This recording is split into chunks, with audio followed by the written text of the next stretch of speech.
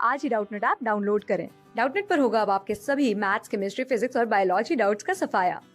बस अपने क्वेश्चन की फोटो खींचो, उसे क्रॉप करो और तुरंत वीडियो सोल्यूशन पाओ। Download now. तो एक स्फीयर है जो कि प्योर रोलिंग कर रहा है on a rough horizontal surface with a constant angular velocity. Friction force acting on the sphere is zero. तो फ्रिक्शन फोर्स जो कि स्फीयर पे लग रहा होगा वो जीरो लग रहा है, इसमें बोल रखा है। तो आप देख सकते हैं फ्रिक्शन फोर्स जीरो तभी होगा जब इसका जो एंगुलर मोमेंटम है वो कांस्टेंट रहेगा। अगर एंगुलर मोमेंटम कांस्टेंट नहीं है तो यानी कि कोई ना कोई टॉर्क लग रहा होगा, और टॉर्क कहाँ से मिल रहा होगा हमें? फ्रिक्शन से।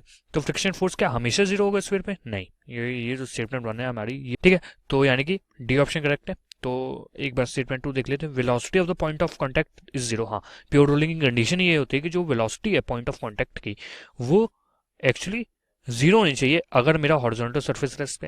अगर मेरा हॉरिजॉन्टल सरफेस v वेलोसिटी से मूव कर रहा है तो इस पॉइंट की v वेलोसिटी v होनी चाहिए। लेकिन ये अभी हमें एक रेस्ट सरफेस मान लेते हैं, तो यहाँ पे जो इसकी velocity of the point of contact है जीरो होनी चाहिए। ठीक है।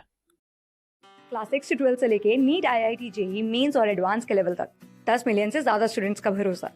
आज ही डाउनलोड करें डाउटनट ऐप या व्हाट्सएप कीजिए अपने डाउट्स 8400 400 400 पर।